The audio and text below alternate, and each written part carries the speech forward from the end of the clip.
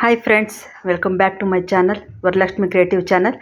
ಇವತ್ತು ನಾನು ಒಂದು ಸೀಸನಲ್ ಫ್ರೂಟ್ ಆದ್ರೆ ಮಾವಿನ ಹಣ್ಣಿನ ಕೇಸರಿ ಬಾತ್ ಮಾಡೋದು ಹೇಗೆ ಅಂತ ತೋರಿಸ್ಕೊಡ್ತಾ ಇದ್ದೀನಿ. ಈ ಮಾವಿನ ಹಣ್ಣು ಕೇಸರಿ ಬಾತ್ ಮಾಡೋದಕ್ಕೆ ಮಲ್ಲಿಕಾ ಹಣ್ಣು ತೊಗೊಂಡಿದ್ದೀನಿ. ಇದು ತುಂಬ ಸ್ವೀಟಾಗಿ ಇರುತ್ತೆ, ಚೆನ್ನಾಗಿರುತ್ತೆ. ಬೇರೆ ಹಣ್ಣು ಸ್ವಲ್ಪ ಹುಳಿ ಇರುತ್ತೆ, ಹಾಗಾಗಿ ಸ್ವೀಟಾಗಿರೋಂಥ ಮಾವಿನ ಹಣ್ಣೆ ತೊಗೊಳ್ಳಿ. ಅದಕ್ಕೆ ಕೆಲವೊಂದು ಇಂಗ್ರೀಡಿಯೆಂಟ್ಸ್ ನಾನು ರೆಡಿ ಮಾಡಿ ಇಟ್ಕೊಂಡಿದ್ದೀನಿ. ಮಾವಿನ ಹಣ್ಣನ್ನ ನಾನು ಸಿಪ್ಪೆ ತೆಗೆದು ನೀಟಾಗಿ ಕಟ್ ಮಾಡಿ ಇಟ್ಕೊಂಡಿದ್ದೀನಿ. 1 ಕಪ್ಪಷ್ಟು ರವೆ ತೊಗೊಂಡಿದ್ದೀನಿ, 1 ಕಪ್ಪಷ್ಟು ಗೋಡಂಬಿನ ಕಟ್ ಮಾಡಿ ಇಟ್ಕೊಂಡಿದ್ದೀನಿ, ಮತ್ತು ದ್ರಾಕ್ಷಿ ತೊಗೊಂಡಿದ್ದೀನಿ. ಇದರಲ್ಲಿ ನಾನು ಸ್ವಲ್ಪ ಮಾತ್ರ ಕಮ್ಮಿ ಪ್ರಮಾಣದಲ್ಲಿ ಒಂದು 2 ಸ್ಪೂನಷ್ಟು ಮಾತ್ರ ಸಕ್ಕರೆ ತೊಗೊತಾ ಇದ್ದೀನಿ. ನಿಮ್ಗೆ ಬೇಕು ಅಂದರೆ ಸ್ವಲ್ಪ ಸ್ವೀಟ್ ಜಾಸ್ತಿ ಇಷ್ಟಪಡೋರಾದರೆ ಜಾಸ್ತಿ ಆ್ಯಡ್ ಮಾಡ್ಕೊಳ್ಳಿ.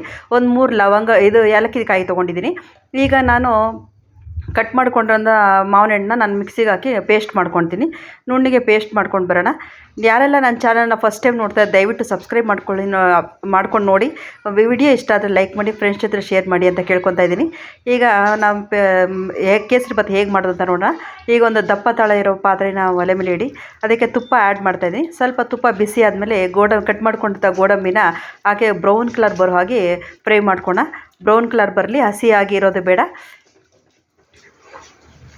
ಈಗ ದ್ರಾಕ್ಷಿನ ಆ್ಯಡ್ ಮಾಡೋಣ. ಅದರ ಎರಡೂ ಬ್ರೌನ್ ಕಲರ್ ಬರೋ, ದ್ರಾಕ್ಷಿನ ಸ್ವಲ್ಪ ದಪ್ಪ ಆಗುತ್ತೆ, ಗೋಡಂಬಿನೂ ಬ್ರೌನ್ ಕಲರ್ ಬರುತ್ತೆ. ಅದು ಬರೋ ಥರ ನೀಟಾಗಿ ಫ್ರೈ ಮಾಡ್ಕೊಳ್ಳೋಣ. ಜಾಸ್ತಿ ಸೀಸೋದು ಬೇಡ, ಉರಿ ಸಣ್ಣ ಉರಿಯಲ್ಲೇ ಇರಲಿ. ಈಗ ನಾನು ಸಕ್ಕರೆ ಆ್ಯಡ್ ಮಾಡ್ಕೊತಾ ಇದ್ದೀನಿ. 1 2 ಟೇಬಲ್ ಸ್ಪೂನ್ ಅಷ್ಟು ಸಕ್ಕರೆ ಆ್ಯಡ್ ಮಾಡ್ತೀನಿ. ಸ್ವೀಟ್ ತುಂಬ ಇಷ್ಟಪಡೋರಾದರೆ ಸ್ವೀಟ್ ಯೂಸ್ ಮಾಡ್ಬೋದು. ಇಲ್ಲ ಸ್ವೀಟ್ ಇಷ್ಟಪಡದೇ ಇರೋರು ಬೆಲ್ಲ ಕೂಡ ಯೂಸ್ ಮಾಡ್ಬೋದು, ಅದು ಆಪ್ಷನಲ್ಲು. ಇದಕ್ಕೆ ನಾನು ಪೇಸ್ಟ್ ಮಾಡಿಕೊಡಿರೋಂಥ ಮ್ಯಾಂಗೋನ ಅದನ್ನ ಆ್ಯಡ್ ಮಾಡ್ತಾಯಿದ್ದೀನಿ. ಇದು ಸ್ವಲ್ಪ ಹಸಿ ವಾಸನೆ ಹೋಗಲಿ. ತುಪ್ಪದಲ್ಲೇ ಫ್ರೈ ಮಾಡೋದ್ರಿಂದ ಹಸಿ ವಾಸನೆ ಎಲ್ಲ ಹೊರಟೋಗುತ್ತೆ, ತುಂಬ ಚೆನ್ನಾಗಿರುತ್ತೆ. ಇದಕ್ಕೆ ಯಾವುದೇ ಆರ್ಟಿಫಿಷಿಯಲ್ ಬಣ್ಣ ಹಾಕೋದು ಅವಶ್ಯಕತೆ ಇರಲ್ಲ. ಈ ಮಾವಿನ ಹಣ್ಣಲ್ಲಿರುವಂಥ ಬಣ್ಣನೇ ತುಂಬ ಚೆನ್ನಾಗಿ ಒಳ್ಳೆ ಬಣ್ಣ ಬರುತ್ತೆ. ಈಗ ನೋಡಿ, ಹಾಕ್ಕೊಂಡು ನೀಟಾಗಿ ಇದು ಮಾಡ್ಕೊತಾ ಇದ್ದೀನಿ. ಕೇಸರಿ ಬಾತು ಬೇಗ ಆಗುವಂಥ ಸ್ವೀಟ್ ಡಿಶ್ ಅಂದರೆ ಕೇಸರಿ ಬಾತು. ರವೆ ನಾನು ಆಲ್ರೆಡಿ ಸ್ವಲ್ಪ ಬೆಚ್ಚಗೆ ಹುರ್ಕೊಂಡಿದ್ದೀನಿ. ನೀವು ಸ್ವಲ್ಪ ಬೆಚ್ಚಗೆ ಮಾಡಿಕೊಂಡ್ರೆ ಸಾಕು. ತುಂಬ ಡೀಪಾಗಿ ಉಪ್ಪಿಟ್ಟಿಗೆಲ್ಲ ಅಷ್ಟು ಡೀಪಾಗಿ ಉರಿಯೋದು ಬೇಡ, ಬೆಚ್ಚಗೆ ಮಾಡಿಕೊಂಡ್ರೆ ಸಾಕಾಗುತ್ತೆ. ಈಗ ಅದಕ್ಕೆ ಏಲಕ್ಕಿ ಆ್ಯಡ್ ಮಾಡ್ಕೊತಾ ಇದ್ದೀನಿ. ಈಗ ನೀವು ಯಾವ ಕ್ವಾಂಟಿಟಿಯಲ್ಲಿ ಮಾಡ್ತೀರಾ ಅಷ್ಟು ಪ್ರಮಾಣದಲ್ಲಿ ನೀರನ್ನ ಆ್ಯಡ್ ಮಾಡ್ಕೊಳ್ಳಿ. ನಾನು ಒಂದು ಸ್ವಲ್ಪ ಮೀಡಿಯಮಾಗಿ ಮಾಡೋಣ ಅಂತ ನಾನು ಒಂದು ಗ್ಲಾಸ್ ಅಷ್ಟು ನೀರನ್ನ ಆ್ಯಡ್ ಮಾಡ್ಕೊತಾ ಇದ್ದೀನಿ. ಈಗ ನೋಡಿರಿ, ಕಲರು ಎಷ್ಟು ಚೆನ್ನಾಗಿ ಬಂದಿದೆ, ಆರೆಂಜ್ ಕಲರು. ನಾವು ಇದಕ್ಕೆ ಯಾವುದೇ ಬಣ್ಣ ಆ್ಯಡ್ ಮಾಡಿಲ್ಲ. ಈಗ ನೀವು ಬೇಕಾದರೆ ಟೇಸ್ಟ್ ನೋಡಿ, ಸಕ್ಕರೆ ಅಥವಾ ಬೆಲ್ಲ ಬೇಕು ಅಂತ ನೀವು ಆ್ಯಡ್ ಮಾಡ್ಕೊಳ್ಳಿ.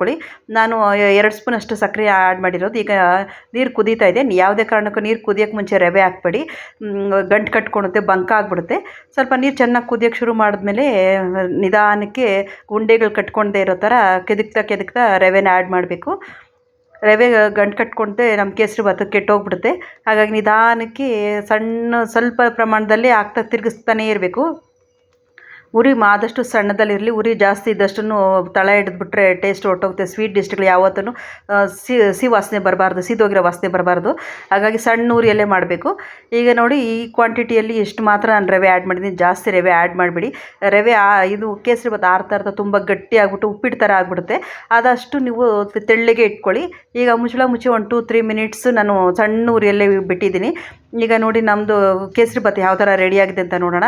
ಈಗ ನೋಡಿ, ನಮ್ಮ ತಳ ಕೂಡ ಹಿಡ್ದಿಲ್ಲ, ನೀಟಾಗಿ ಕೇಸರಿ ಬಾತ್ ರೆಡಿಯಾಗಿದೆ. ಇಷ್ಟು ತೆಳ್ಳಗಿದ್ರೆ ಸಾಕು. ಇದು ಆರ್ತಾ ತುಂಬ ಗಟ್ಟಿ ಬಂದುಬಿಡುತ್ತೆ.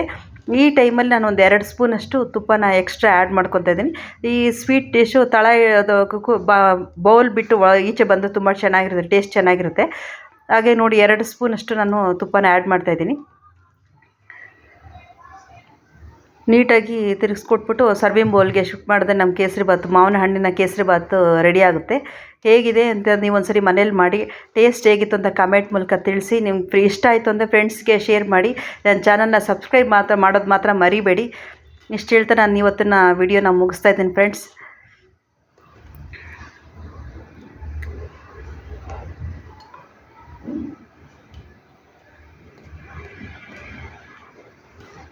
Thank you for watching.